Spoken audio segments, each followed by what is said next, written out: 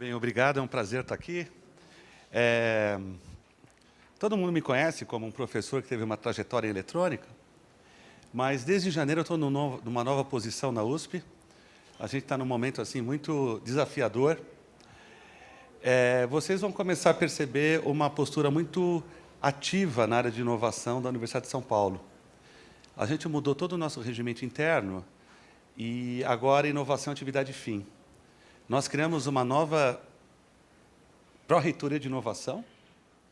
Nós temos um orçamento de 7 bilhões de reais, oriundo do Estado de São Paulo, e agora a USP não faz mais só ensino e pesquisa, a gente faz ensino, pesquisa e inovação.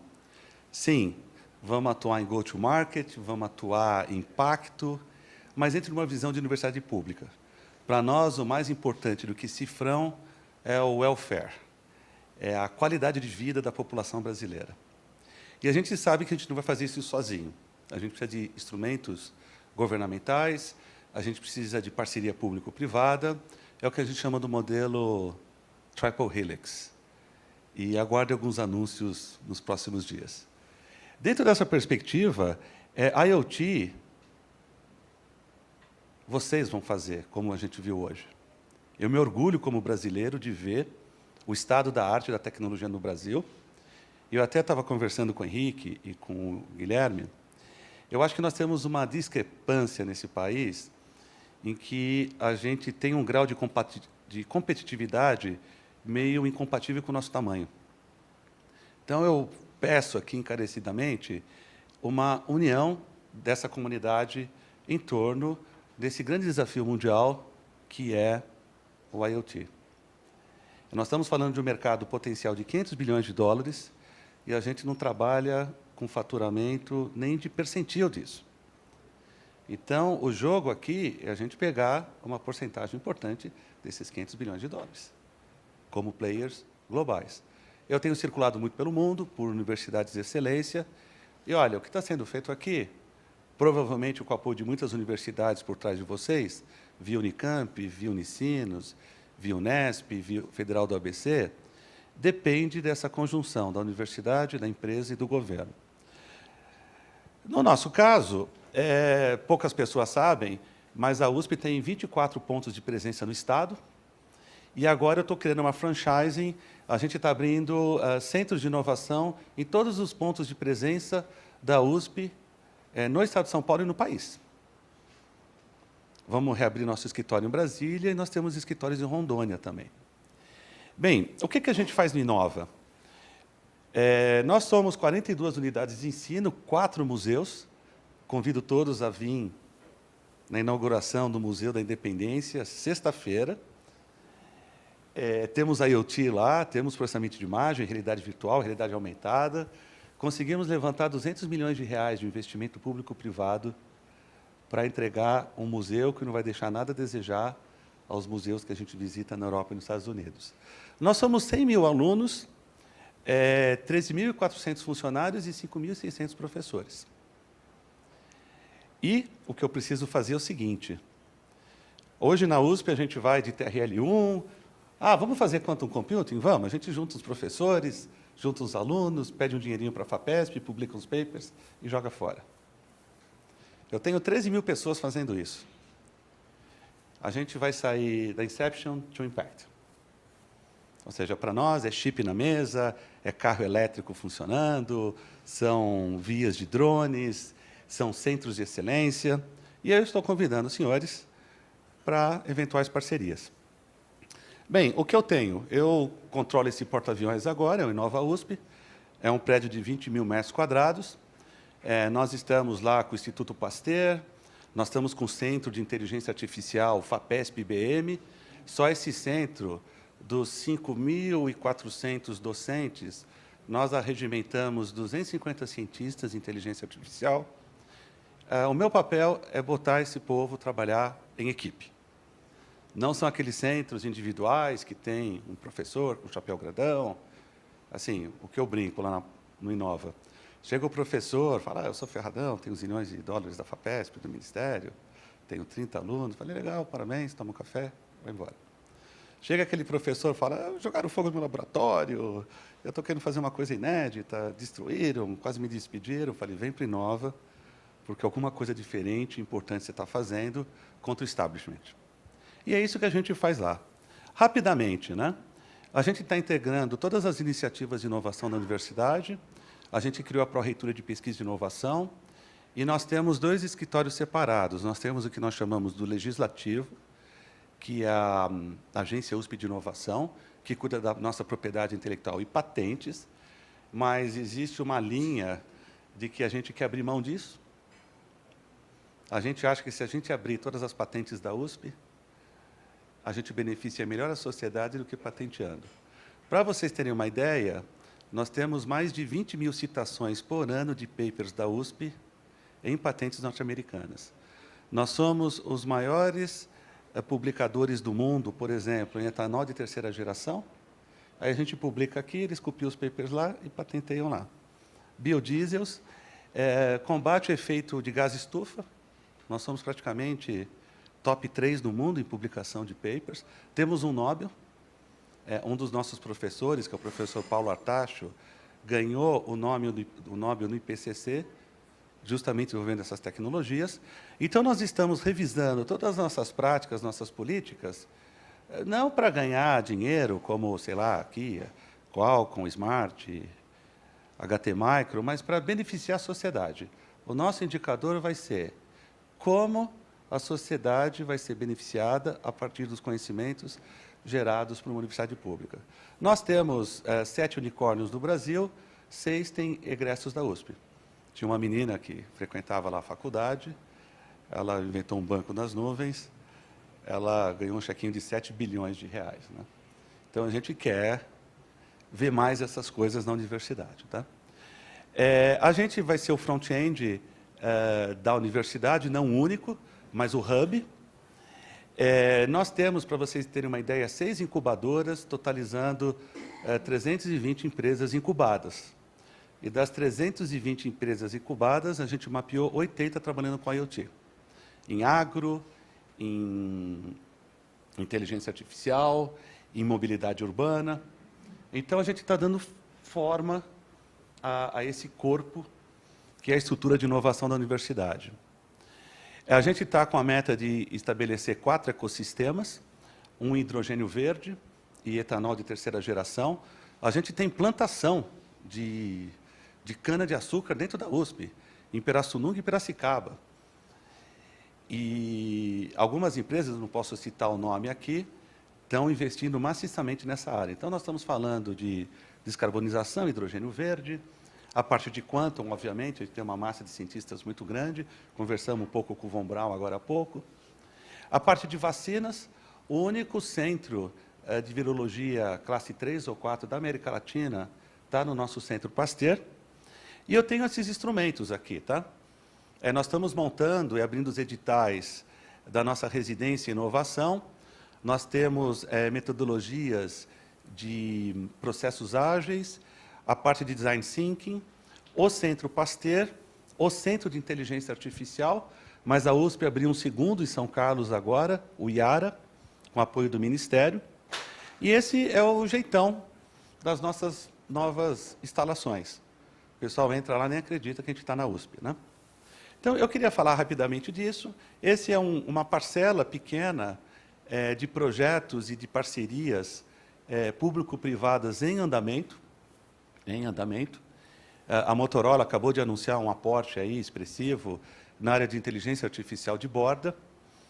E eu espero ter mais parceiros, e dentre os parceiros, inclusive as empresas e as universidades que estão aqui presentes. Bem, essa é uma breve introdução. Eu estou nessa posição desde janeiro, estou me divertindo muito.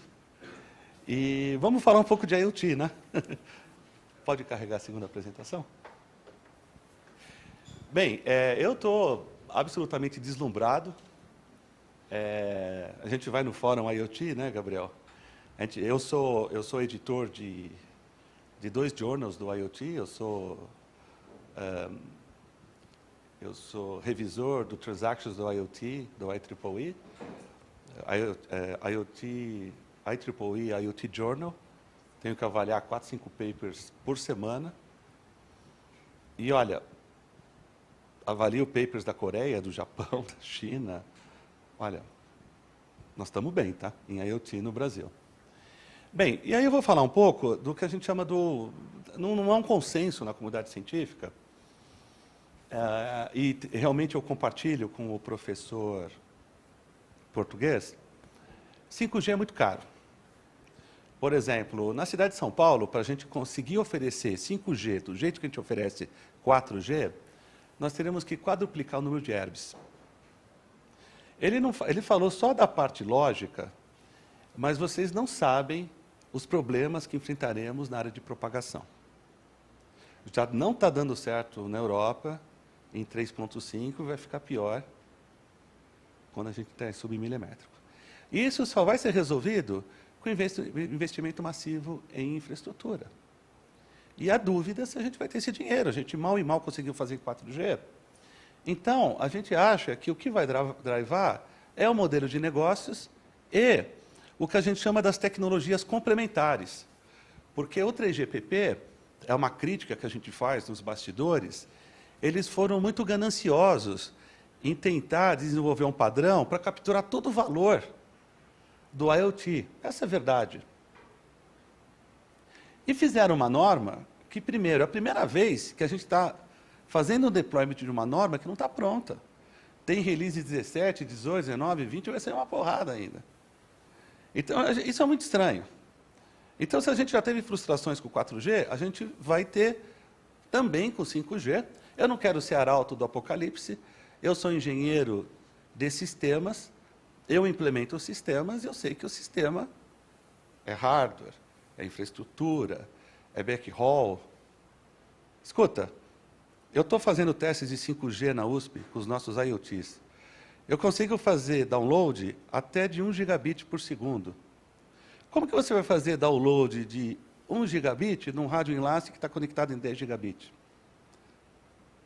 Aí tudo bem, ok, você faz realidade virtual, bota os óculos, você só vai pendurar 10 usuários numa Herb?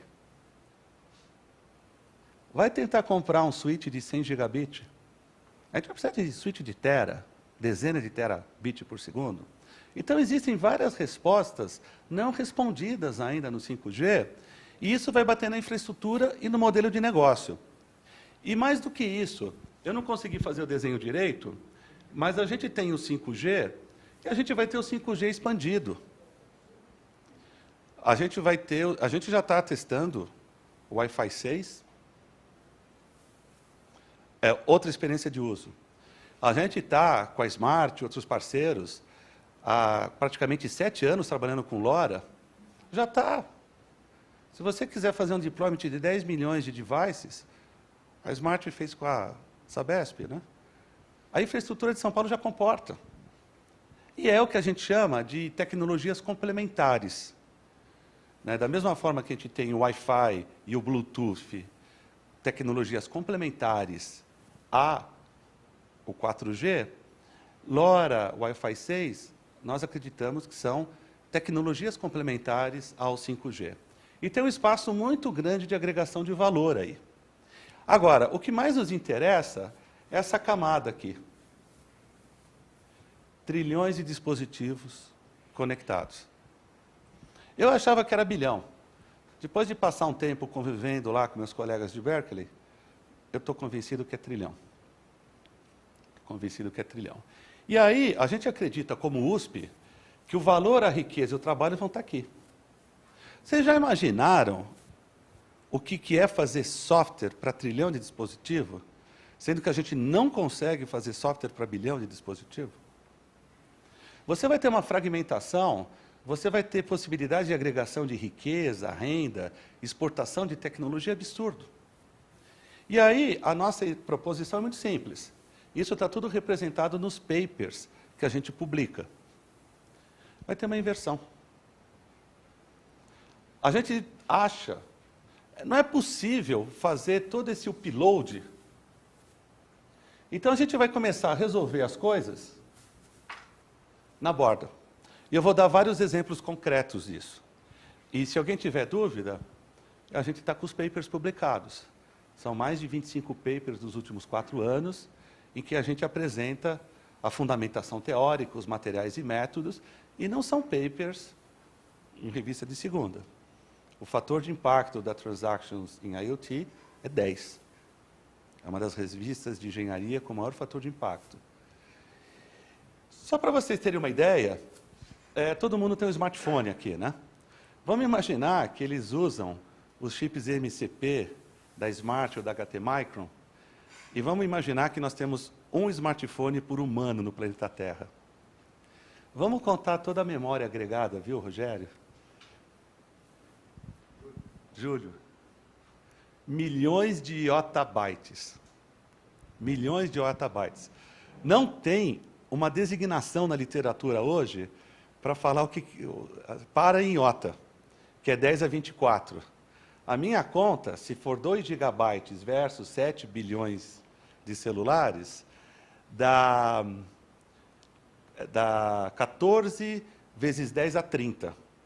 Iota é 10 a 24 bytes. Imaginem vocês, mais 28, se forem arquiteturas quadricore, 28 bilhões de microprocessadores. Pô, eu queria ter acesso a um supercomputador com 1 bilhão de yottabyte e 30 bilhões de CPUs, né? Bem, isso que a gente está fazendo. A gente está desenvolvendo novas plataformas de software, novos semicondutores, novos chips autossustentáveis do ponto de vista de energia. A gente tem toda uma linha de pesquisa em semicondutores para energy harvesting. Os primeiros tape-outs, agradeço o apoio do Ministério, nós estamos fazendo agora em outubro. Nós estamos injetando inteligência artificial nesses semicondutores para que eles façam de forma autônoma a sua própria gestão de energia em situações extremas. E aí, eu quero que vocês imaginem o seguinte, né? Um bandido portando uma arma. Vamos falar em inglês. A bandit holding a gun. Cartoon. Vamos pensar uma outra coisa. Os meus alunos foram bem legais comigo. Um professor feliz e simpático numa rua, cercado de carros, e no topo de cada carro há uma câmera de segurança. O professor tem 50 anos e tem cabelo preto. Cartoon. Quem que gerou isso? Fui eu que desenhei? Isso daqui é sintetizado por inteligência artificial. Existe esse site aqui chamado DALL-E. Você descreve uma cena em inglês, em linguagem natural, e ele processa. Isso daqui é sintetizado por IA. Essas duas figuras. Aí o que nós fizemos? Nós fizemos uma composição das duas, então eu estou aqui com carros, no meu entorno com câmeras, todo mundo preocupado, né? Eu estou sob ameaça, né? Provavelmente esse cara vai me roubar. O que nós vamos falar na palestra de hoje? Como de forma empírica, autônoma e espontânea, essas câmeras avaliam e notificam a polícia. A gente está fazendo isso na Coreia, estamos fazendo isso no Japão, estamos fazendo na cidade de São Paulo. Nesse momento, 100 viaturas da cidade de São Paulo estão desenvolvendo e resolvendo inteligência artificial no veículo e através de microboletins de ocorrência, utilizando inteligência artificial de borda, estão notificando o sistema 190 da polícia com não repúdio, com criptografia, ponto a ponta, com autossoberania digital e com geolocalização. Tá? Então, isso é mais ou menos o que a gente imagina que vai ser a natureza dos problemas que vão ser resolvidos na borda. Não na nuvem, na borda. Agora, o que é incrível é que você pode generalizar isso para um monte de aplicações na sociedade e a gente vai dar os exemplos para vocês ao longo da palestra. Tá? Bem, então, portanto, hoje, 5G IoT é muito centrado na nuvem. Se você tiver tanto recurso computacional na base, Pega os 250 mil chips LoRa do Rogério, bota os chips da Qualcomm, os drones, aquelas lâmpadas. Imagina no instante que elas montam uma nuvem local e começam a colaborar. Os chips MCP da HT Micron. Tá? Então, no futuro, e essa toda a hipótese científica do meu grupo de pesquisa, no futuro, a IoT vai ser descentralizado e vai ser processado na borda. A gente acabou de mandar um projeto para a FINEP, numa grande aliança com várias empresas, em indústria 4.0 e 5G, falando justamente isso. Os problemas de prevenção de acidente, os problemas de falha, de robustez, de poluição, a gente está resolvendo na borda.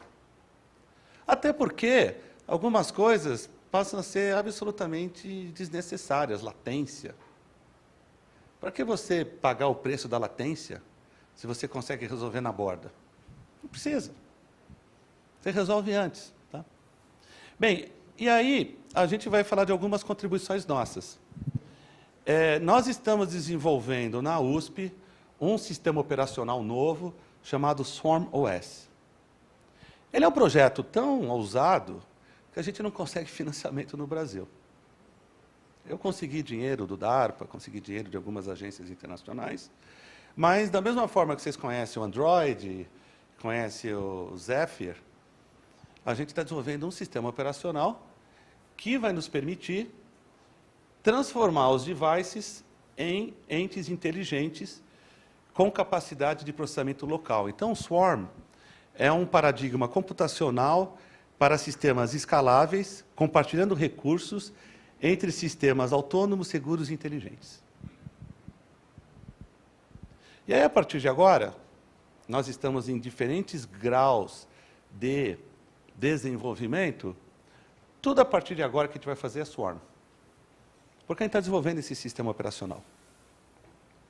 Bem, a gente sabe que na natureza, entes vivos, eles se agrupam em swarms. O gado para se proteger de um ataque de um lobo, as abelhas para se proteger de outros insetos, os peixes, as aves. Né? E o que a gente sabe também é que esses agrupamentos biológicos, eles desenvolvem atividades complexas, de forma espontânea, autônoma, inteligente, com o mínimo consumo de energia e seguro. Então, a gente chama a abordagem Swarm uma abordagem bioinspirada. O que é muito louco também é que dá para fazer Swarm em 5G. Né? A gente tem os mecanismos 3GPP preconizados peer-to-peer, e a gente está desenvolvendo esses mecanismos aqui também. Tá? Bem, a ideia básica é o seguinte, você vai ter que ter algum grau de especialização. Então, da mesma forma que as abelhas têm as rainhas, os drones e os trabalhadores, as nossas placas, e a gente está desenvolvendo silício específico para isso, elas são especializadas também. Então, a gente tem as placas grandes, médias e pequenas. Tá? E elas montam redes orgânicas, elas vão fazendo agrupamento. Um recurso do Swarm é ele se descobrir formiga. Então, a primeira coisa que tem que acontecer, eu sou uma formiga. Um exemplo concreto, eu sou um semáforo na cidade de São Paulo. Agora eu sou um semáforo na cidade de São Paulo, no cruzamento da Rebouças com a Oscar Freire. E agora que eu sou um semáforo na Rebouças com a Oscar Freire, eu vou começar a monitorar com inteligência artificial o fluxo pedestrial e o fluxo veicular. E o meu objetivo é diminuir atropelamentos. Essas são heurísticas semânticas, a gente chama da internet das coisas cognitiva. A gente tem sistemas com propiocepção. Os sistemas IoT, por exemplo, na hora que a gente botar o Swarm OS no chip da Smart, ele vai saber que é LoRa ou Sigfox, ele vai saber o alcance dele, a primeira coisa que ele vai fazer é procurar outro chip na redondeza, entendeu? Para fazer o que a gente chama de agrupamentos. Esses mecanismos de sistema operacional estão sendo implementados pelo nosso time. Outra coisa que ele vai ver é quanto que ele consome de energia, porque se ele parar, ele morre. Então, o dispositivo ele vai tentar operar dentro da maior perspectiva de performance, com menor consumo de energia. Né? Bem, existem vários sistemas Swarm. Estava batendo um papão lá com os colegas do Von Braun. Né? A mobilidade urbana é Swarm. E aí nós estamos com montadoras e cidades discutindo dos carros se integrarem à rede semafórica. Não podemos falar por NDA, mas tem 3 montadoras já querendo incorporar esse tipo de tecnologia. Por exemplo, aquele sonho de consumo de qualquer motorista de madrugada em São Paulo. Os semáforos irem abrindo, você não parar em nenhum cruzamento para não ser eventualmente assaltado, né? A gente está implementando esse software e a gente vai demonstrar. A gente está fazendo primeiro com carros de polícia, mas depois algumas montadoras vão incorporar a própria tecnologia, tá? Agora, o problema da internet das coisas, não me importa se é 5G, é que ela trabalha em nichos, tá? Um dos grandes problemas nossos aqui é uma verdade oculta, uma verdade dolorosa, que a gente quer varrer para baixo do pano. Todos os sistemas são absolutamente não interoperáveis. E, desculpa, não é também no 5G. Para quem está trabalhando com infraestrutura 5G, não conversa com B e ponto, e além do problema do custo de infraestrutura, a interoperabilidade e o não repúdio será um problema enorme no 5G, em função de uma característica que o 5G tem, que é a fragmentação. A sopinha de letras de protocolos é tão grande, tanto na camada de rádio, quanto na camada de transporte, quanto na camada semântica, que vão haver, sim, problemas gravíssimos de interoperabilidade na hora que a gente entrar no IoT. Eu não estou falando de voz e vídeo, porque aí esses terminais resolveram tudo isso como um legado de 4G. Apesar que 5G é outra experiência de uso, né? A gente simplificou os protocolos.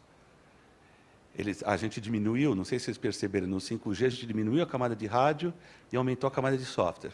E são protocolos mais eficientes. Mas nós temos problemas seríssimos quando a gente fala de interoperabilidade em 5G. E aí, a gente acaba limitando as aplicações por causa dos nichos. Por causa dos nichos. Eu vi a apresentação da Samsung, o problema é esse. Se você tiver um nicho chamado Smart Home, ok. Agora, se você quiser integrar o Smart Home com o Smart Car, vai começar a dar pau. Porque a Samsung vai ter que falar com a indústria automotiva para fazer uma conciliação dos protocolos. E a tecnologia 5G não previu isso ainda. Então, a gente acha que, com as tecnologias complementares, vai nichar mesmo. O agronegócio, quando descobriu o Wi-Fi 6 e conectar com rádios enlaces satelitais, talvez essa tecnologia vai mais rápido do que o próprio 5G, porque a sociedade quer consumir a tecnologia. E aí o que vai ganhar, conforme foi colocado brilhantemente pelo professor Rui, é o modelo de negócios. Por exemplo, na hora que a Sabesp descobriu que conseguia fazer notificação de baixa energia segura, não quis nem saber de 5G, não quis esperar. Foi lá, tacou pau e lora e está escalando, né? E aí a gente vai ter que conviver com as tecnologias 5G e com as tecnologias complementares, tá? Para encerrar, a gente tem os princípios do Swarm, né? Escalabilidade, autonomia, inteligência e compartilhamento de recursos. Aí eu vou falar de um outro programa nosso, o Caninos Loucos. A gente está conseguindo fazer essas coisas porque a gente está com acesso total e restrito a silícios de nova geração com essa concepção. Por exemplo, pecinhas de silício que conseguem, ao mesmo tempo, rodar inteligência artificial e, num lugar extremo, eles conseguem fazer seu autogerenciamento de energia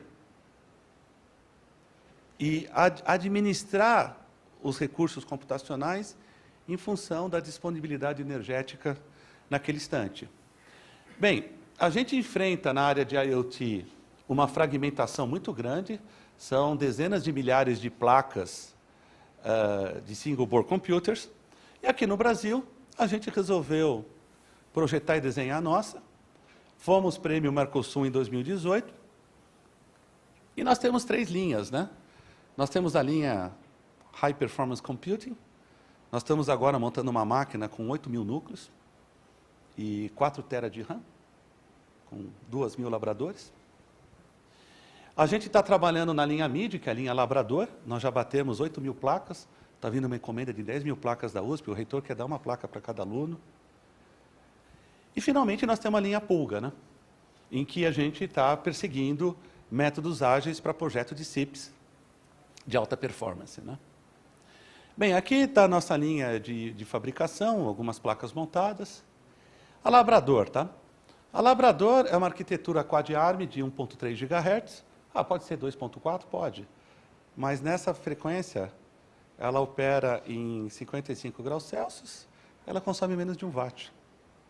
Então, você bota um painel solar do tamanho de um pouquinho maior que uma carta de baralho, ela tem uma autonomia 24/7, rodando aplicações.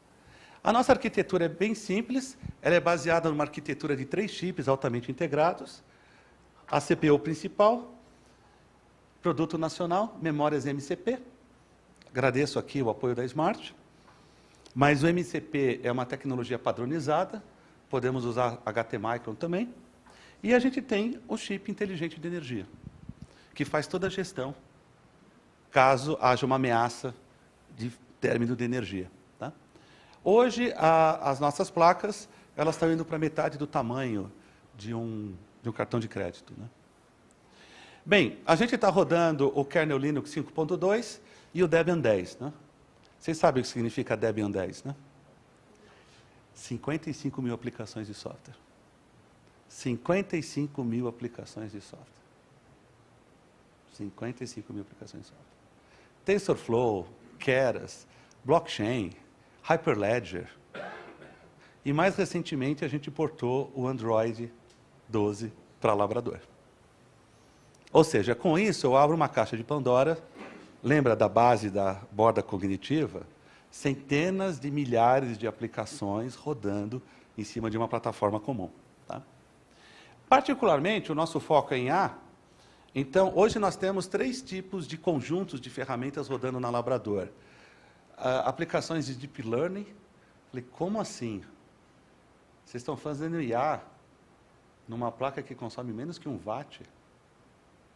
É isso. Fazer inteligência artificial em supercomputador é fácil. Em laptop é fácil.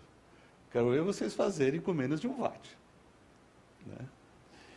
Aprendizado de máquina, e a gente está chamando de aprendizado incremental. As nossas máquinas aprendem a aprender. Essa é uma segunda geração dos sistemas de IA. Uma coisa é pegar uma aplicação, treinar uma rede neural. Outra coisa é fazer a rede neural aprender a aprender, para a gente ir aumentando a taxa de acerto. Para vocês terem uma ideia, a gente começou inicialmente com PCs de alta performance, rodando essas otimizações em 8.000 horas. Aí, com apoio, lei de informática, tal, a gente montou máquinas de HCP. Nós estamos falando de uma máquina de 8 tera, mais ou menos 2.000 CPUs Intel. Cada otimização nessa máquina é de 200 horas. E a gente consegue não só otimizar a taxa de acerto, mas otimizar a rede neural para rodar em máquinas que consomem menos de 1 watt. Tá? Essas são algumas ferramentas otimizadas, TensorFlow, OpenCascade, Slurm, Theano, Keras. Para quem trabalha em A, são as ferramentas clássicas, open source, desenvolvidas aí. E aí, esse é o nosso workflow. A gente usa super servers para fazer otimização global. Depois que está otimizado, a gente otimiza a rede para caber na Labrador. E aí o que acontece? A gente espalha centenas de milhares de labradores numa aplicação. Polícia Militar do Estado de São Paulo está falando de 500 mil máquinas. Tá? E aí, elas começam a rodar IA, e o nosso problema é fazer elas cooperarem. E aí você monta um tecido, né? Você monta o que a gente chama de uma rede de inteligência artificial orgânica. Por exemplo, dá um exemplo para vocês. Na cidade de São Paulo, são 18.000 semáforos, são 18.000 conjuntos semafóricos. A nossa ideia é de como colocar esses 18.000 semáforos colaborando entre si, otimizando de forma global a malha de mobilidade urbana do município. Com redundância. Pode ter falha, né? O semáforo quebrar, pifar. Tá? Essas coisas a gente está fazendo no Brasil. Tá? E, finalmente, o último assunto é a autossoberania. Se a gente tem que quebrar todos os elos de dependência de uma rede central, da nuvem, um problema fundamental que tem que ser resolvido é a identidade, porque hoje a identidade é centralizada. E a gente está trabalhando com o conceito de identidade autossoberana. Na verdade, os primeiros autores no mundo a preconizar a autossoberania de identidade em IoT é o meu grupo de pesquisa. Agradeço aí o Gabriel. Começamos a publicar isso em 2014, 2015 no Fórum IoT. O impacto disso é violento, porque você consegue resolver todos os problemas criptográficos de identidade em dispositivos de ultra alta restrições. No limite, nesses CIPs que foram maravilhosos, foram apresentados, a gente pode injetar os algoritmos de autossoberania de identidade. Então, assim, eu injeto um CIP no Gabriel, o CIP sabe que o Gabriel é o Gabriel e garante a identidade do Gabriel de forma autossoberana. Ele identifica o proprietário dele como o próprio proprietário. Países que estão fazendo isso. Canadá nos convidou para ajudar na implementação de autossoberania digital em Toronto. China está conversando com a gente, em outubro eles estão voltando aí. E, basicamente, o problema é o seguinte: na internet, ninguém sabe que você é um cachorro. Quer dizer, a brincadeira é, você pode ser qualquer um na internet. Ninguém sabe qual que é a sua identidade. Esse é um problema estrutural quando a internet foi fundada. Era verdade em 93, é verdade em 2021. Você não consegue assegurar identidade na internet. Então, aqui no Brasil, a gente criou um negócio chamado ICP Brasil. Ou seja, a gente botou uma sala-cofre lá em Brasília e toda a autenticidade digital é feita de forma centralizada. O meu grupo de pesquisa ajudou a montar isso. Nós somos um dos precursores da ICP Brasil. Hoje, o nosso grupo de pesquisa, ela quer trabalhar com provedores independentes de identidade que sabem a sua identidade de forma totalmente descentralizada e mais, colocar todos esses problemas em IoT. Tem muita gente fazendo autossoberania de identidade em PCs. Nós estamos fazendo em IoTs, tá? Então, o nosso objetivo é dar para o dispositivo IoT uma identidade única e definir o conceito de propriedade em cima da identidade. Então, se eu der um IoT para o Gabriel, a novidade é que são dispositivos autônomos, depois de alguns dias, o IoT aprende que o proprietário dele é o Gabriel. Se eu for um cleptomaníaco e levar, ele não vai funcionar comigo. Falar, ei, o que está acontecendo aí, meu? Eu sou um dispositivo do Gabriel, o que você está fazendo comigo? Tá? E pior, vai avisar. Assim que ele puder se conectar, ele vai avisar o Gabriel, ele está lá. Tá? Bem, essa é uma das tecnologias que nós estamos embarcando em automóveis. Tá? Tudo isso daqui está publicado, são papers, eu posso passar as referências. Tá? A gente está colaborando com a W3C também, porque a gente está fazendo para IoT, mas pode ser usado para PCs também.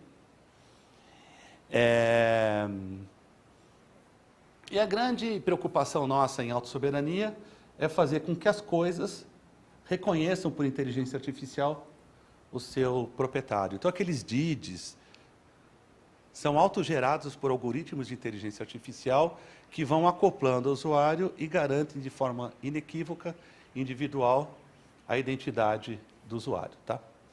Tem todos os protocolos, a gente usa protocolos semânticos, estamos colocando em câmera, mas isso, não vamos entrar nesse detalhe. Tá? Tudo isso está publicado. Tá? Bem, com esses três elementos, o Swarm, a Caninos Locus e a parte de identidade autossoberana, a gente começou a trabalhar na USP com o conceito de pilotos em larga escala. Agradecemos de novo um instrumento de política pública chamado Plano Nacional de Internet das Coisas, MCTIC, BNDES, SMART, Peugeot, Polícia Militar do Estado de São Paulo e a Secretaria Municipal de Transportes do município, que abriu a rede semafórica. Imagine a primeira reunião que a gente teve com a polícia, falando sobre esses assuntos, né?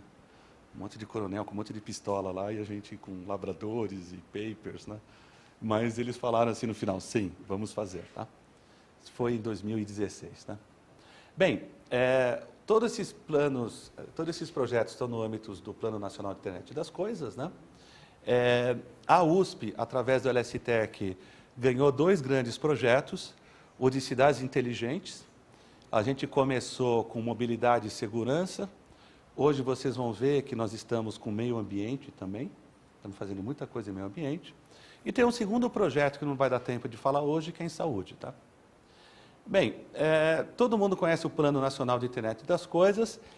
Na época não se discutia 5G, mas a inteligência brasileira deixou tudo pavimentado. Então é muito interessante que o documento foi tão bem escrito em 2016, que com a introdução do 5G, a gente releu o documento e a gente viu que praticamente não precisa fazer nada, só precisa incluir 5G. Tá? E, particularmente, no caso das cidades, o nosso foco está sendo violência urbana. Então, a gente quer usar a inteligência artificial de borda cognitiva para minimizar os indicadores de criminalidade do Brasil. Infelizmente, o Brasil figura como 7ª nação do mundo em criminalidade. Tá? Por exemplo, o impacto no PIB brasileiro é de 82 bi. 4% do PIB é violência. Tá? Mas os 30% que o Von Braun colocou lá de... Imagina o custo social da violência que nós temos. Bem, então a nossa visão foi desenvolver soluções de IoT para contribuir com a segurança pública através da identificação e notificação de situações de risco à vida e ações criminosas. A gente é USP, né? Então a gente tem que fazer a formulação de hipótese muito bem redondinha. E esse é o objetivo, e a gente vai usar como material e método a borda cognitiva. Tá? Então, o nosso foco é um projeto de vigilância móvel colaborativa.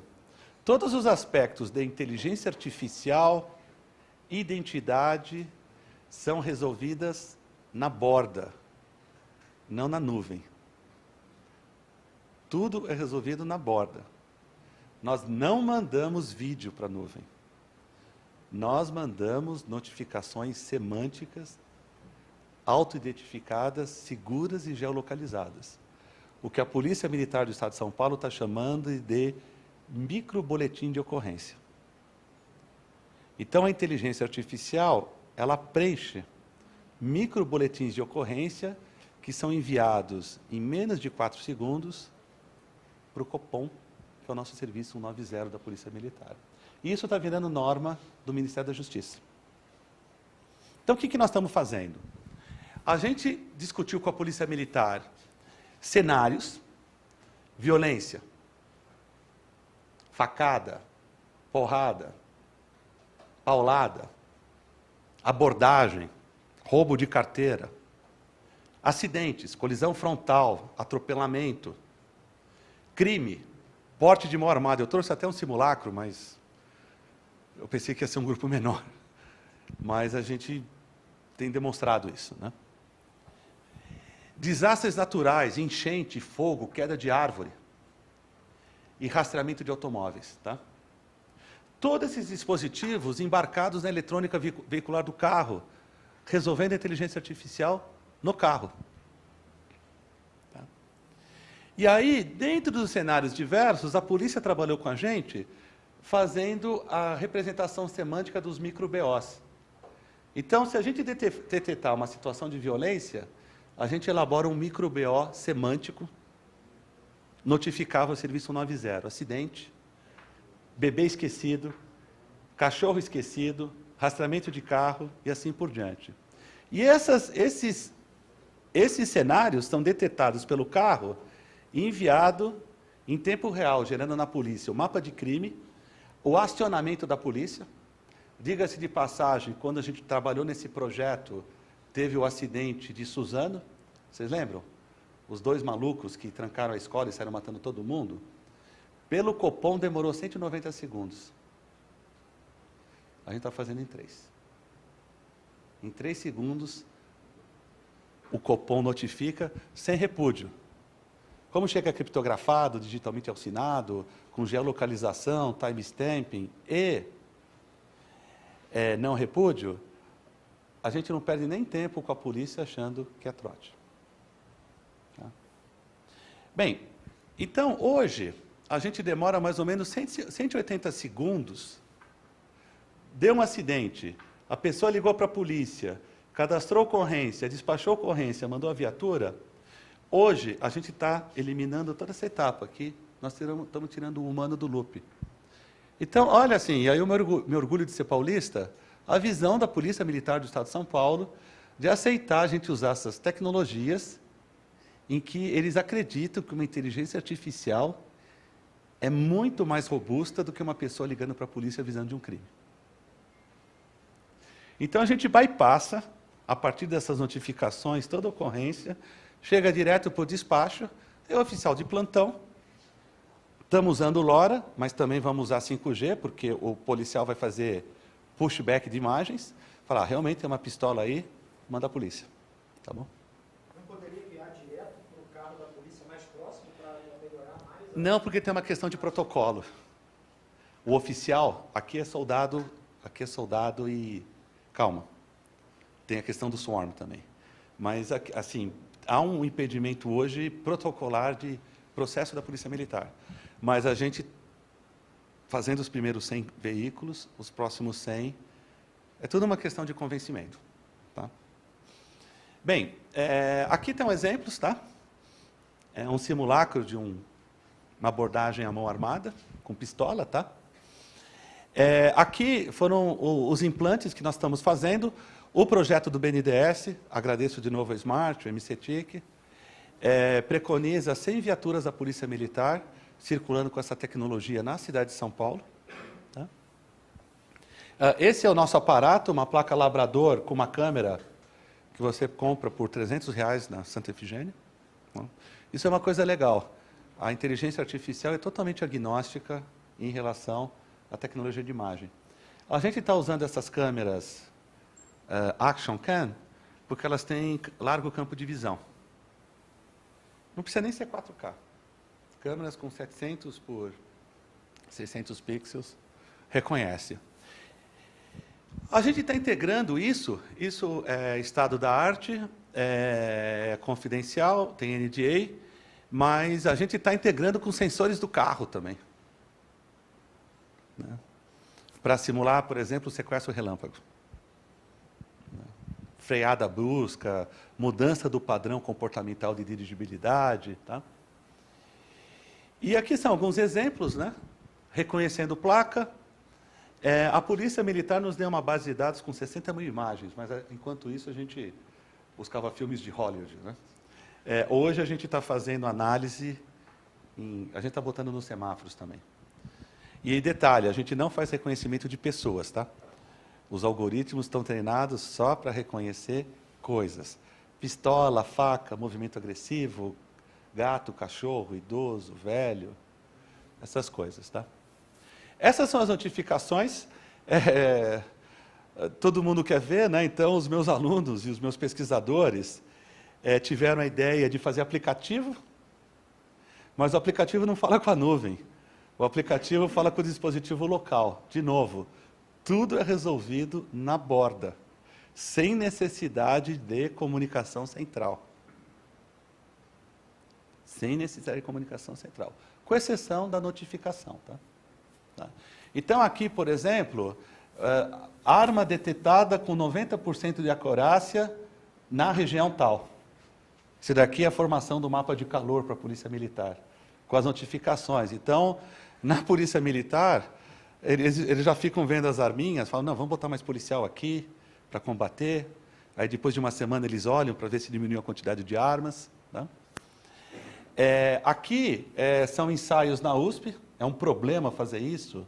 Eu tenho que literalmente fazer uma operação na universidade para fazer esses testes. Né? E aqui reconhecimento de placa, né? 89%.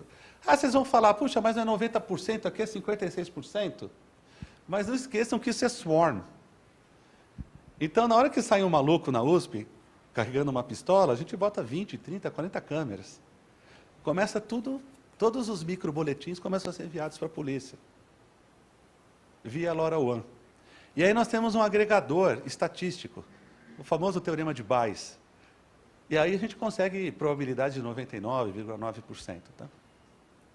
Bem, a pergunta do Guilherme, a gente está com algumas patentes na USP, Guilherme, fazendo swarms, e a visão da USP é que é uma patente para não ganhar dinheiro, é como a patente do cinto de segurança. É uma patente aberta. É tão importante para a sociedade isso que a intenção não é ganhar dinheiro. A intenção é fazer uma coisa legal que todo mundo possa usar para diminuir a criminalidade. A criminalidade é tanta que o consenso lá com a nossa área de patentes é que a gente vai fazer uma patente protetiva, tá? Internacional. Tá? Bem, eu dei o exemplo da polícia. Para encerrar, outras coisas que nós estamos fazendo. Nós estamos com 2 pilotos em fazendas de uva no norte do Brasil. Eles têm 18 tratores. E a gente faz toda a alocação dinâmica dos tratores.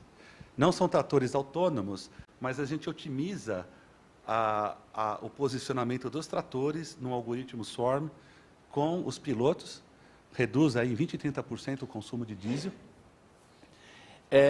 Nós tivemos a ideia de fazer sensores de gás carbônico, e uma grande empresa de petróleo do mundo está falando de 2 milhões a 10 milhões de sensores. Né?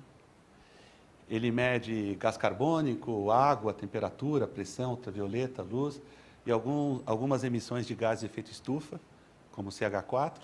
Né? A gente tem uma floresta urbana na USP, nós temos 13 hectares, então nós estamos jogando 2.000 sensores lá, em Swarm. É muito legal. Você encontra um sensor e pergunta, qual que é a emissão total dessa floresta? Ele dá a emissão total da floresta, em parte por milhão. Tá? Uma das startups da USP já registrou o modelo de utilidade de dog tag para qualidade de vida, né, do cão. Eles estão sabendo tudo, quantas horas o cão caminha, deita, dorme, faz ginástica, se movimenta, bebe água. Tá? O controle semafórico 5G, aí são 18.000 semáforos na cidade. E, finalmente, o projeto que eu mais gosto, em meio ambiente, em que a gente fez um acordo com o Tamar. Eu não sei se vocês sabem, aquelas tartaruguinhas que tem lá em Ubatuba, elas ficam com 2 metros, elas pesam 200 quilos, e uma mordida dela arranca um dedo. Tá? E elas gostam de passear pelo mundo. Então, depois que elas têm 20 anos de idade, elas nascem nas praias de Ubatuba e ficam lá na Ilha Anchieta. Elas vão aparecer lá no Mediterrâneo. Elas saem passeando aí pelo mundo. Encontram tartaruga no Atlântico Norte. As fêmeas, particularmente, voltam para a praia para onde elas nasceram para reproduzir. E com o Tamar, a gente começou a implantar a LoRaWAN e computação de borda em tartaruga. Elas mergulham, elas ficam até 25 minutos embaixo d'água, sobem. Nós temos sensores de profundidade, de pressão, de temperatura. Né? Então, onde elas estão zanzando no fundo do mar, a gente está capturando tudo. Tá? E essa implantação que a gente fez no Tamar, né? Essa é a Donatella, maneja o tartaruga ninja. O projeto está sendo retomado, porque o Tamar em Ubatuba fechou durante a pandemia, e a gente está retomando com eles. Né? O nosso ponto de teste é a Ilha Anchieta. As primeiras versões do nosso proto-SIP LoRa estava dando de 12 a 16 quilômetros, nós já batemos 45, estamos chegando em 50 quilômetros de alcance. Porque essas são as distâncias observadas no oceano. A gente mede coisas no oceano em milhas náuticas. Né? E é isso daí. Muito obrigado. E agradeço a atenção.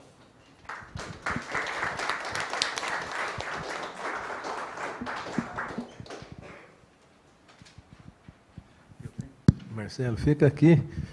Henrique, Renata, Jacobos. Agora vamos conversar desse final aqui, mas venham aqui para frente também, vocês. E se vocês tiverem perguntas, sim, se não, vamos... tá bom.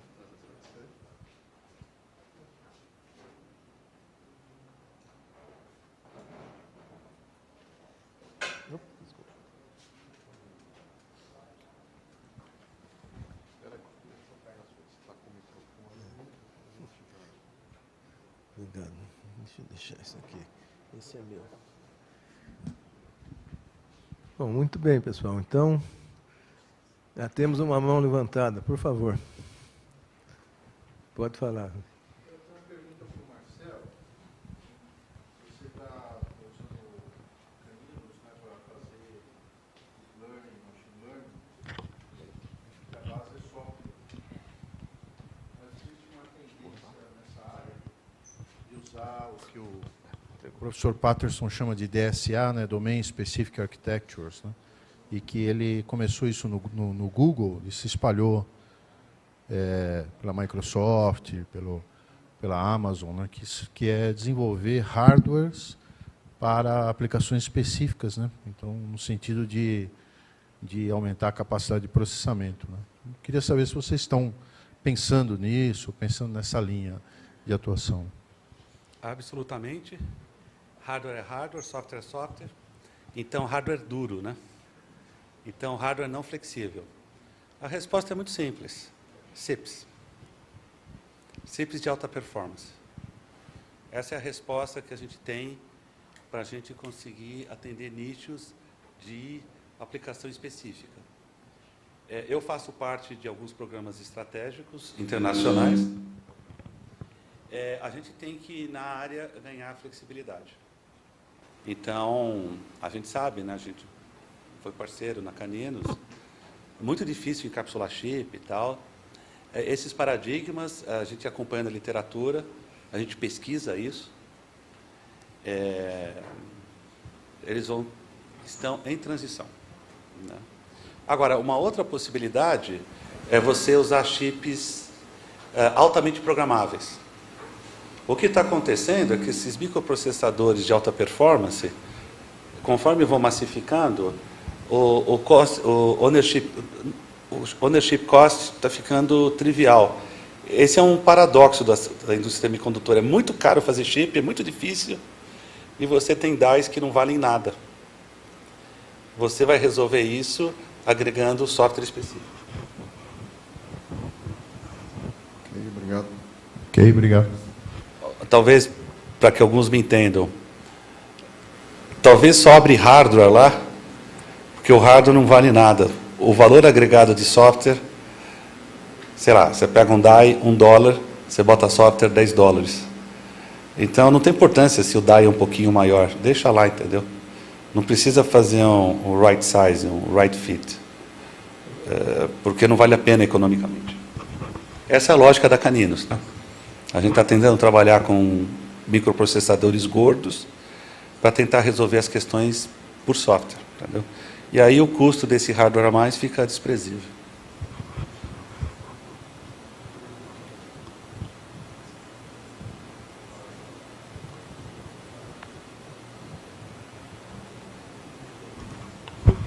Mais alguém?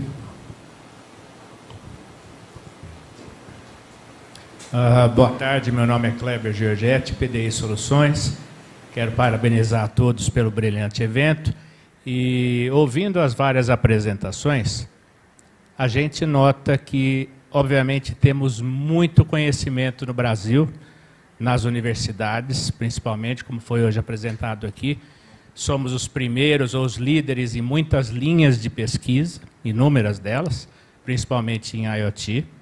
E os ICTs privados, além dos públicos, também têm a sua grande colaboração em pegar essa pesquisa básica das universidades e transformar em aplicada na indústria, né?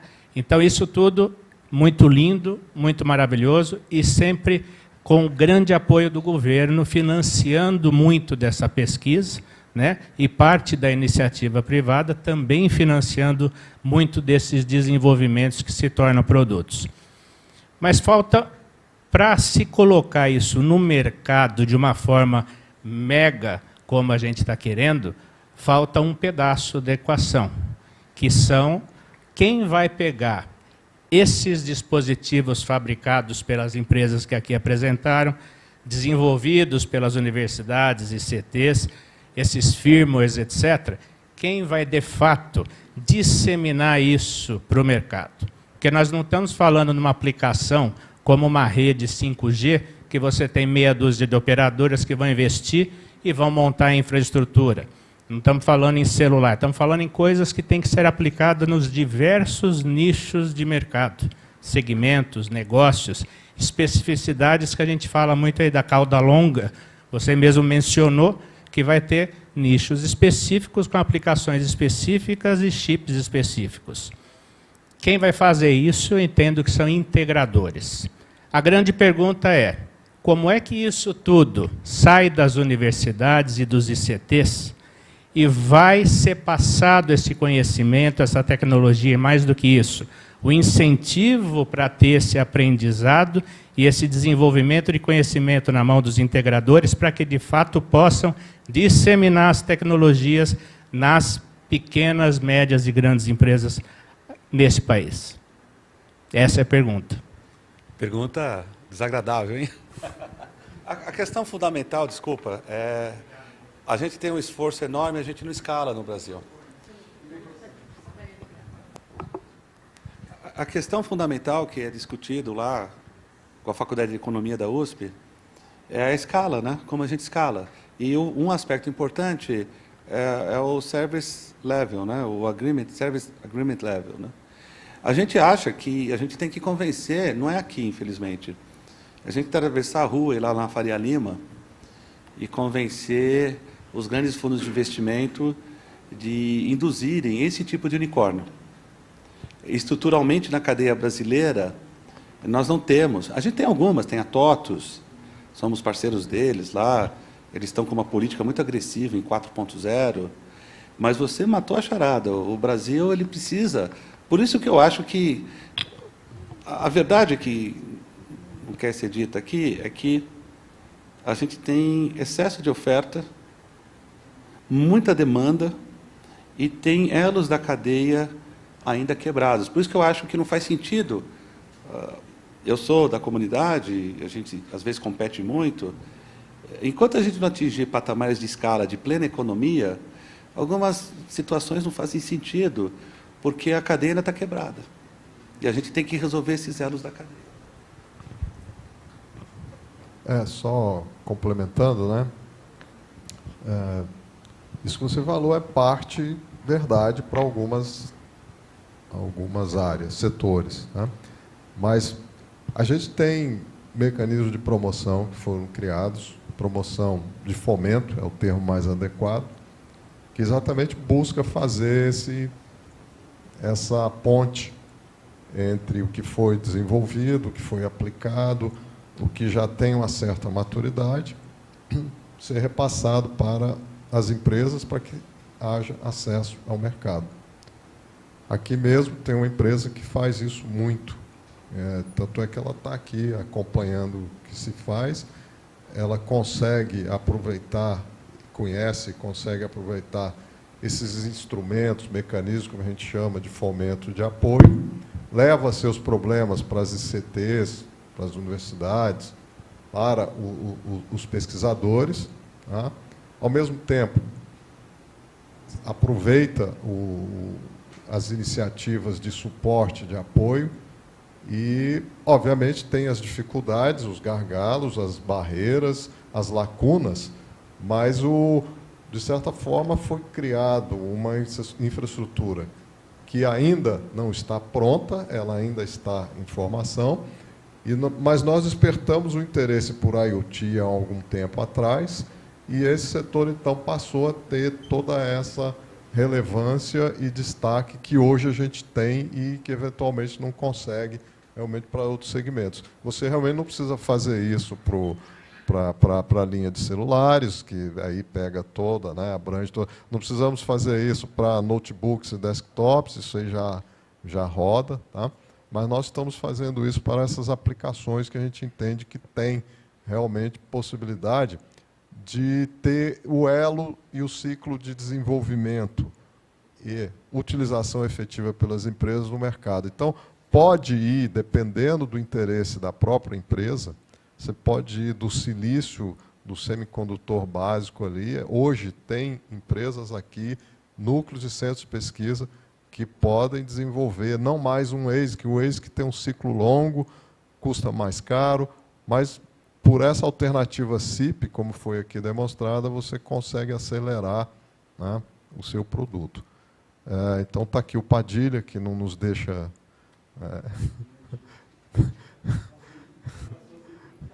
e que é exatamente esse perfil de empresa. É pouco. A gente precisaria ter mais. Pela manhã tiveram outras empresas aqui também, grandes e médias empresas, que também estão buscando esse diferencial. Mas, efetivamente, vou passar aqui para a Renata, eu tenho certeza que tem uma instituição aqui, o CID, tem todo interesse em ouvir os problemas desse tipo de empresa. Não é só porque a empresa tem a obrigatoriedade de investir em P&D como contrapartida da lei de TICs. Isso aí é algo que a gente faz assim micro hoje. Isso tem que ser disseminado, porque o mercado, a sociedade precisa de TICs, como nós vimos aqui, para muito mais coisa do que a gente consegue ver e perceber. Está além, né, do que hoje a gente consegue ver e perceber. Então, um ganho para a gente que veio aqui do Ministério e que tivemos a oportunidade de participar da concepção e elaboração desse evento é exatamente trazer infraestrutura, capacitação disponível, alertar para o cenário futuro e a gente faz uma avaliação, uma medição do que estamos fazendo, o que precisamos melhorar e continuar fazendo. Como eu mencionei aqui a doutora Renata, vou dar o direito de resposta. Deixa eu ver se está funcionando aqui, acho que sim. Kleber, seguindo aí o seu raciocínio, eu concordo com o seu raciocínio e entendo que nós dos ICTs, para colocar inovações na prática, a gente precisa necessariamente das empresas. Então, eu acho que é um ciclo. Os ICTs têm um formato jurídico que, muitas vezes, também não permite que a gente comercialize livremente as coisas. Eu acho que o mesmo acontece com as universidades. Então, acho que o papel, né, de colocar as coisas no mercado e explorar comercialmente de uma forma plena, ele acaba ficando mesmo com a empresa, com a indústria, e a gente tem que ter isso em mente e trabalhar em colaboração. Hoje de manhã, a apresentação aqui do Instituto Von Braun, acho que eles mostraram brilhantemente aí uma articulação, né, de uma tecnologia que vai para o mercado de braço dado com uma série de empresas de diferentes setores. Acho que nós, como ICTs, ainda temos, e acho que as universidades, inclusive, temos um caminho a aprender, né, de como fazer isso de uma forma eficiente, né? E nós aqui no CID enfrentamos isso, a gente tem algumas inovações se tornando produtos e temos esbarrado nessa dificuldade de como tirar isso de dentro do Instituto. Barreiras de várias naturezas. Então, eu acho que não é fácil, mas é um aprendizado importante que a gente tem que exercitar.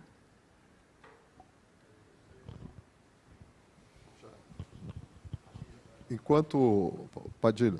Ok, fique à vontade, por favor. Então, tá bom. Bom, obrigado, Henrique. Como você colocou a bola, né, na marca do pênalti, né? Então, fazer alguma citação aqui, mas já estava com uma pergunta em aberto. Né? Permito fazer uma rápida introdução. Sou Padilha, eu represento a ABS, a Associação Brasileira de Empresas de Software. Somos mais de 2.000 associados no Brasil. Sou conselheiro lá, mas sou empreendedor, né, pela Tagem. E me sinto até honrado nesse contexto histórico de ter acompanhado desde a montagem do Plano Nacional IoT, da qual fui convidado, foi aqui que conheci o Guilherme, né, Henrique, todo o pessoal da MCTI, BNDES e tudo mais, e com também esse caminhar como empreendedor, uma das fontes, né, colocada aqui pelo Henrique, né, é o Embrapi, né, da qual já desenvolvi 5 projetos com 3 ICTs diferenciados, e já estamos caminhando para outros 2 em si. Então, realmente, eu diria que, inclusive, um deles sendo desenvolvido com IoT, eficiência industrial, que é um daqueles recursos que o BNDES colocou naquela disposição, né? Eu me coloco como brasileiro, realmente eu fico muito orgulhoso, fico mesmo. Aqui eu faço meus votos junto com o Marcelo que comentou. Eu tenho a oportunidade de andar muito pelo mundo e a gente vê realmente que, em muitos casos, a gente não deixa a desejar para ninguém. De fato, o problema, né, que nós somos um país continental, são vários Brasis dentro do Brasil. Aqui vem aquela conversinha, né, Marcelo, que a gente estava lá fora, né? É o que eu digo, né? Temos que sair daquela situação de lobo solitário e sim começar a trabalhar com uma alcateia, né? Ou seja, todo mundo junto, trabalhando atuante junto, né? É algo que realmente me assusta, no bom sentido, ver no Brasil tanta capacidade, em tantos ICTs e tantos empreendedores, mas muitas vezes estamos trabalhando isolado, até por força das condições de todas essas décadas, né? Mas, considerando uma grande pandemia que nós tivemos há 2 anos, aqui eu começo a fazer a minha pergunta, né? E vendo o que eu vi hoje, eu vou ser sincero, eu me impressionei extremamente positivamente com a apresentação, né, das empresas que foram colocadas aqui, dos professores que foram colocados, e vejo que, de fato, foi feito um trabalho, como o professor Marão falou, muito consistente, né, o Marcelo também, muito consistente ali atrás, já desde o plano nacional para cá, e a gente não está perdendo trilho, ou seja, realmente houve alguns atravancos, mas não perdemos trilho. Dentro desse contexto, eu faço a minha colocação para a minha pergunta, se me permite aqui, né, Barão Henrique. Como é que você vê, Henrique, assim, na posição de representante do governo dentro desse fórum, né, os próximos passos para os próximos, né, meses, anos, ou algo assim, dentro de todo esse contexto, porque foi bem colocado. Quando a gente estava pensando no Plano Nacional IoT lá atrás, a gente nem falava de 5G. Né? Isso eu estou colocando como um pequeno exemplo. Né? Inteligência artificial, talvez um pouquinho. Né? Estava hoje conversando com os colegas sobre computação quântica, né? Que é algo que eu acho que nem se citava também. Né? E isso não faz nem 2, 3 anos, é uma correria. O mundo gira muito rápido. Né? Mas como a gente vê em relação às políticas públicas ou o contexto do governo para o que está para vir diante de tudo isso que está sendo colocado? Bom, inicialmente é o seguinte, nós vamos passar por algumas mudanças no final do ano, né? Mas assim, a rota da inovação baseado no desenvolvimento tecnológico, científico, tecnológico e industrial, acho que com certeza essa rota continua terá a continuidade de apoio, porque, na nossa opinião, realmente se transformou numa política de Estado. Isso vai perpassar, não é, os governos. Né? E, dentro desse contexto, como ela está sendo elaborada com a participação na academia, da indústria e de órgãos de governo, membros de governo, que normalmente continuam, eu não vejo dificuldade em que a gente aproveite os ensinamentos recentes da pandemia, porque é isso que nós estamos agora avaliando, o impacto. Evidentemente, um dos efeitos claramente foi acelerar o processo de transformação digital, isso é claro. Não é? Isso acelerou também a implantação do 5G e dessas tecnologias que vão vir se apropriando de toda essa infraestrutura que será disponibilizada. Nós já vimos aqui a série de questões que envolvem, ou seja, nós estamos mergulhando mais, e é isso. Por isso, ter essa capacitação aqui de recursos humanos, de infraestrutura, né, como aqui já foi colocado, que é também fundamental, mas também de organização, de gestão, de avaliação, de correções, várias correções que se fazem ao mesmo tempo nessa rota, são importantes. Então, eu vejo assim, tem realmente um desafio muito grande, tá? Um desafio de competitividade, um desafio de que não se fala já há bastante tempo do competidor vizinho aqui, que a gente vislumbra, o competidor hoje realmente é global, e uma tendência muito grande da predominância de software e serviços sobre o hardware que a gente, né, controlava. O Dario já trouxe aqui, o Von Braun já trouxe isso para a gente, já está comentando isso conosco, tá? Já está fazendo essa provocação.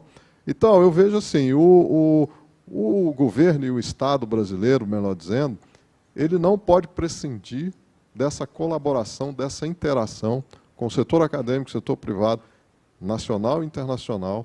Tá? Mas aí nós temos que saber, analisando, tá? Construir o nosso próprio caminho, a nossa própria rota. Eu acho que esse é que é o maior desafio que nós temos. E aí as questões, como aqui já foram elencadas, se tornam relevantes. Não é só uma questão de ter recurso para financiar, é recurso para financiar a aposta certa. Acho que essa aí é que é o... Porque não temos recursos infinitos, temos que errar pouco. Ou o ideal é errar nada, mas isso a gente sabe que... Né? Então, melhorando esses instrumentos, melhorando esses mecanismos que nós temos, tá? Construindo algo mais eficiente para fazer essa gestão equilibrada, com vários feedbacks ao longo do caminho, várias revisões, correções de rota, e verificar exatamente com inteligência, seja artificial ou, né, qualquer, a traçar esse melhor caminho, acho que vai ser fundamental. Esse, para mim, é o grande desafio. Agora, teremos mudanças das pessoas? Teremos. As equipes técnicas vão continuar? Vão. Tá? Os gestores, os líderes mudam, mas nós temos uma capacidade muito forte, uma argumentação muito forte de trazer para esses novos gestores que chegam a realidade, né, dessa visão que se estabelece não só no país como no mundo. E isso facilita bastante a continuidade aí do nosso trabalho dentro desse esforço que será realmente necessário de articulação, de coordenação, de união, de busca por mais recursos, né, por mais atividades. Eu reputo, como já foi aqui colocado, colaborativo. Isso é fundamental.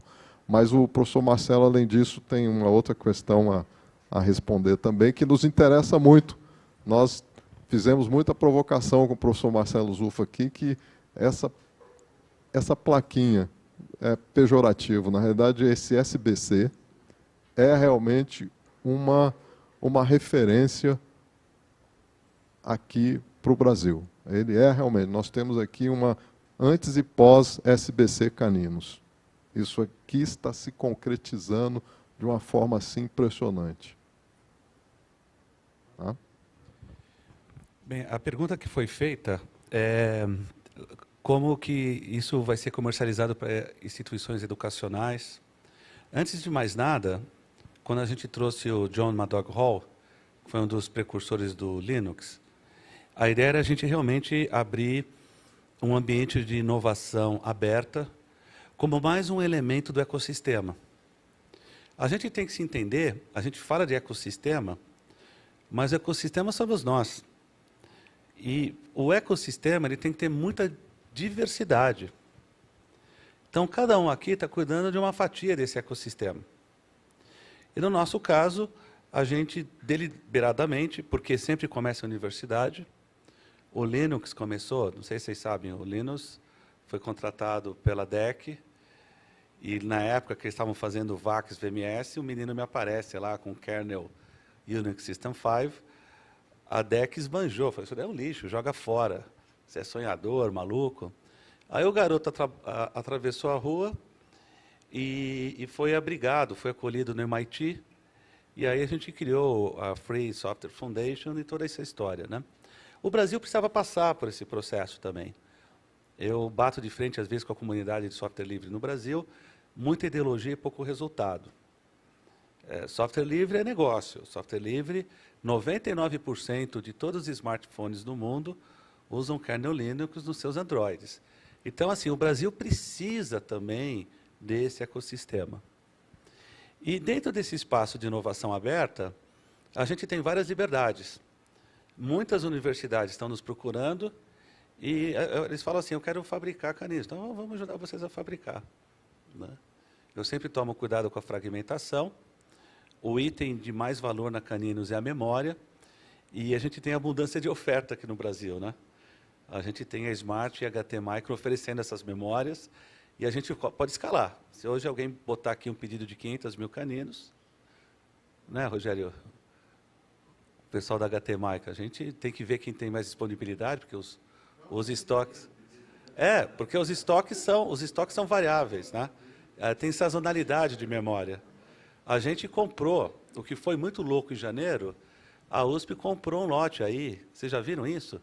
A USP comprando semicondutor.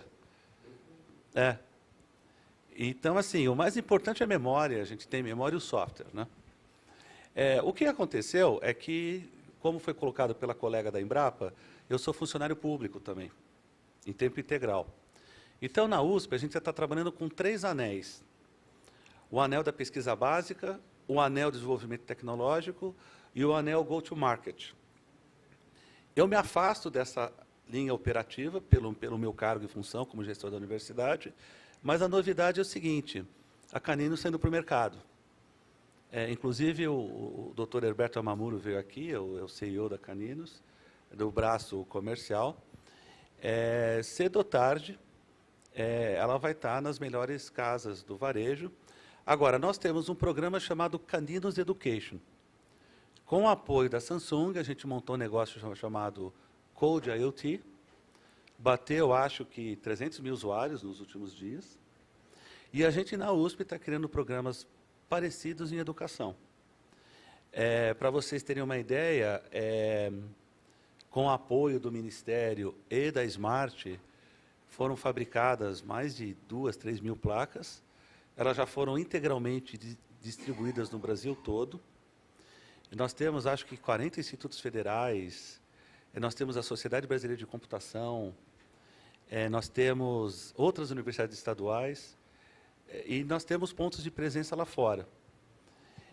O que eu convido a universidade que fez a pergunta é entrar no Caninos Education, que é um lado, é um aspecto do nosso programa de inovação aberta. E no pior caso, a gente tem produção própria, para fins educacionais. Tá? Então, a gente tem o processo de manufatura SMD dominado, fabricamos 400, 500, 1000 placas dia aí. Qual que é a intenção disso? Vai em Leuven, vai no IMEC, que é a Universidade Católica de Leuven. Vai na Intel, tem Berkeley, tem Stanford. As universidades, semicondutor, a universidade tem que fazer o trabalho dela. Nós temos que dominar os processos duros e nós temos que formar mão de obra intensiva. E com o apoio do MCTIC, nós vamos resgatar o CI Brasil, e a segunda geração do CI Brasil vai ser mais agressiva que a primeira. Porque dentro do ecossistema foi fundamental a gente ter formado todos aqueles projetistas de chip. Isso é o papel da universidade. E a gente vai fazer mais, né? Então, a gente tem que ter a visão do ecossistema. Agora, tem um gargalo que é a escala. A gente tem tido, recorrentemente, feito tecnologia maravilhosa, mas a gente tem tido, sim, o que eu diria, voos de galinha. Eu gostei muito do Von Braun, porque eles mostraram o domínio de uma cadeia econômica fim a fim, mais foco, em vez de abrir leque, eles focaram em mobilidade urbana, fizeram os acordos específicos governamentais, o governo é indutor, por exemplo, todo aquele arranjo lá com as agências de governo, e resolveram um problema fundamental da economia brasileira. Agora, eles estão fazendo certo, estão vendendo lá nos Estados Unidos, a gente está com os mesmos planos. E eu acho que todo mundo da comunidade tem que pensar nisso. Nós estamos meio perto, já passamos, mas o Graciosa está na sua frente. Mas nós precisamos ser rápidos. É preferencial, né? Pode furar a fila, né? Os mais velhos, Mas eu quero falar, primeiro eu queria dar um parabéns aí para todo mundo, a organização tal, que para mim, talvez para nós todos aí que estávamos tanto tempo em casa, né? Só vendo palestra pela internet, hoje para mim foi um dia muito bom. Além de encontrar, né, várias pessoas tal, aprendi muito e saí daqui muito com o peito maior, né, como brasileiro, porque a gente viu muita tecnologia, muita coisa que andou. Eu diria o seguinte, a gente viu uma parte do Brasil que funciona, né? O Brasil que funciona não é aquele que aparece nas manchetes do jornal. Eu queria, em especial, parabenizar o Zufo, o Marcelo, porque agora nós temos a nossa maior potência de ensino e de pesquisa do Brasil, voltando seus canhões para a inovação, pô. Então, daqui a 3, 4 anos, vai ter resultados, imagino, muito fabulosos para a gente ver aqui de novo. Agora, eu, como sou engenheiro, e a gente mesmo, né, depois de um certo tempo, continua sendo engenheiro, eu aprendi que engenheiro é o seguinte, ele não aguenta ver um problema que ele quer arranjar uma solução, não é isso? E enquanto vocês estavam falando aí, eu estava pensando, lembrei do Peter Drucker, que ele dizia, esse negócio de futuro, bicho, não se preocupa não, você faça o seu futuro. Muito bem. Então, aqui, o que aquilo que o Kleber lá atrás levantou? falta um buraco aí para a coisa realmente, o Brasil ter uma participação grande nesses 500 bi, sei lá, quantos milhões que são. Então, a minha sugestão, né, para vocês que estão aí na USP fazendo Inova, tal, a Renata também se manifestou, não fique esperando alguém resolver. Crie as empresas que vão botar isso no mercado. Essa é a minha sugestão. E mais, não precisa de política pública. Se criar, eu tenho certeza que a FINEP e o BNDES vão apoiar. Não precisa mais de nenhuma política pública, precisa de iniciativa aí, né? Essa energia toda que vocês colocaram aqui, colocar agora na criação de empresas que vão... Ah, não tem nenhuma empresa interessante, então eu vou criar a nossa aqui, da USP, ou da... Essa é a minha sugestão e, mais uma vez, parabéns aí pela organização. Tem exemplo de alguma empresa que fez isso? Não. Não, mas tem várias startups, sim. Tem várias startups. O Graciosa lembrou bem. Tem sim, tem várias startups e isso tem. Mas não é fácil. A startup, ela normalmente começa... Nós estamos querendo criar... O exemplo que ele está falando é o seguinte. Lá no passado, né, tem. Quando estava no CPQD, a gente tem. tinha esse problema. Quem que vai botar nossa tecnologia na rua? Sim. Aí criamos a empresa, pô. Sim. Eu não sei se se aplica agora, exatamente. mas não é ruim falar da gente, mas essa é a sugestão, porque acho que aí resolve. O modelo é inspirado aí. Uma vez estando na iniciativa, a FINEP, BNDES, Ministério, vai apoiar, isso, pô. Eles ficam doidos para alguém aparecer lá com essas ideias boas. Isso mesmo. Não, tá... Alô? Alô? Já te habilitaram? É. Bom, acho que eu falo alto. Não, mas tem que falar porque está na internet. Pega aqui. Está funcionando? Não, tá bom. Então é o seguinte, não, na realidade é para eu queria aqui fazer um cumprimento ao professor Marcelo Zufo, de uma coisa muito importante que passou aqui, que ele fez um anúncio, né, da abertura das patentes, né? Eu acho que é algo, eu particularmente está em discussão, mas é assim, então vou me tornar um incentivador desse processo, né? Porque eu acho que é uma coisa essencial, não tanto, eu acho que para essa aproximação, talvez uma coisa momentânea, né, no sentido que a gente está aí, principalmente talvez selecionar alguma área, alguma coisa, mas já que a gente está aqui olhando tanta possibilidade de inovação, nem tanto pelo critério econômico apenas, mas até para agilizar o processo, o mundo está andando muito rápido, e, infelizmente, talvez até as coisas técnicas evoluem mais rápidas do que outras ciências, né, que estão envolvidas numa discussão, por exemplo, processo de patente e licenciamento. Então, talvez seria muito interessante se fosse algo que pudesse ser concretizado em alguns segmentos, porque vai aproximar a universidade do ecossistema e vai abrir oportunidade para todo mundo. Então, assim, está sendo estudado, assim, espero que seja uma coisa que possa progredir, talvez selecionar algumas áreas, porque seria uma contribuição muito expressiva, porque, afinal de contas, universidades públicas brasileiras são as que mais patenteiam, né? Então, acho que faria um diferencial, óbvio, a USP, quando sendo a maior, hoje é a Universidade do Brasil, traria um peso da sua história, do seu portfólio, que talvez outras pudessem estar aí seguindo na mesma linha, tá bom? Eu não sei se isso é possível, né? Por conta de uma série de coisas, mas é uma coisa que eu queria deixar aqui registrado, algo interessante.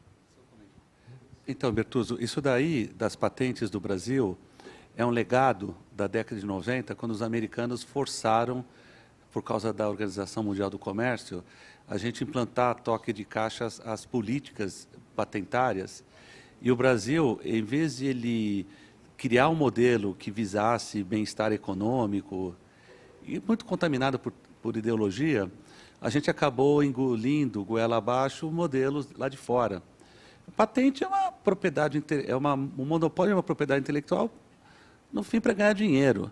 Faz sentido a universidade ganhar dinheiro? Talvez o pesquisador que inventou, sim, mas a universidade pública tem que, é a entidade que mais patenteia, quando junta Unicamp, USP, Unesp, o FRJ, ITA também, o FMG, mas assim, a gente não pode ficar com aquele estoque de patente enterrado na universidade. Até porque caduca, né, a tecnologia. Caduca. Então, assim, teve uma reunião, há 3 semanas atrás, financiada pela FAPESP, juntou geopolítica, competitividade, diplomacia e patente. E um dos consensos que saiu é que talvez liberando a gente faria um bem melhor para a sociedade como universidade pública do que sentando em cima e não fazendo nada com elas, só bloqueando. Tá? Então, assim, essa é uma discussão que está na mesa, tem que discutir, tem que convencer TCU, tem que convencer Tribunal de Contas, mas, assim, eu, como chefe da inovação da USP, vou falar, olha, eu não quero saber da patente, eu quero saber o bem-estar, o benefício que ela gera na sociedade. Se tiver um parceiro, ó, o Eldorado aqui, toma, leva, e daqui 10 anos volta e fala, ó, criei 3 unicórnios. É bom, é melhor. Gera emprego, paga ICMS e tal, do que ficar com a patente 18 anos enterrada na universidade até catucar. Fica um ativo congelado, às vezes, por conta de uma série de outras coisas, e a gente pede a oportunidade de evoluir. Pessoal, desculpa de eu cortar a palavra, que nós estamos com 20 minutos e não quero atrapalhar a vida de todo mundo. Eu queria falar 2 palavrinhas. Foi o Kleber quem levantou o assunto, é isso? Eu queria colocar mais um ponto nisso, mas eu só quero lembrar. Eu acho que tem mais uma coisa que nós precisamos fazer pelo Brasil, que é algo que o Fórum, quando nós criamos 11, 12 anos atrás, o grupo lá, queria, que era de ajudar o Brasil. Existe um comportamento no Brasil, que eu não sei se é da imprensa, se eu posso acusar a imprensa disso. Então, eu não estou acusando ninguém, mas existe uma visão no Brasil, e eu vivi isso na minha vida, de que o Brasil não tem competência para isso, que o Brasil deve mesmo é cuidar da agricultura, que o Brasil não tem, e isso está impregnado em todo lugar. Eu tive, no meu tempo de trabalhar em empresa do ramo, tinha gente que ia lá e perguntava, mas quanta verdade é isso? Vocês estão comprando de quem lá fora e escondendo? Sabe? Acho que nós precisamos criar alguma coisa a mais no que estava sendo dito aí, de que a gente consiga passar que não é verdade isso que se fala. Que o Brasil... Quantas pessoas... Eu já vi isso agora acontecendo. Quantas pessoas acham que o Caninos é uma porcaria porque o Raspberry Pi é melhor? Ele não sabe qual é, mas fala, mas isso foi feito no Brasil. Eu já ouvi isso agora, recentemente. Então, eu acho que nós temos que trabalhar um pouco, além de tudo que foi dito, de tentar mudar um pouco essa visão que, de alguma maneira, a imprensa passa para a gente isso aí. Não sei se vocês já perceberam, mas não tem um comentário desse tipo aqui, a gente não conseguiria ninguém da grande imprensa para vir falar. Eu não estou criticando nem apontando ninguém, mas acho que falta esse na sua colocação. Nós precisamos disso, que o brasileiro comum aposte na qualidade do que nós estamos fazendo. Bom, eu vou passar a palavra para a Renata, que, como dona da casa, encerra a sessão. Mas... Bom, eu acho que, como o Gabriel já anunciou, que já passamos do tempo, então eu realmente agradeço mais uma vez a presença de todos. Foi muito bom tê-los aqui. Eu acho que foi um dia muito construtivo. Eu também, particularmente, aprendi muitas coisas no dia de hoje. E acho que a gente precisa repetir eventos como esses mais vezes, agora que a pandemia nos deu uma trégua e que a gente pode finalmente se encontrar de novo. Então, eu agradeço mais uma vez.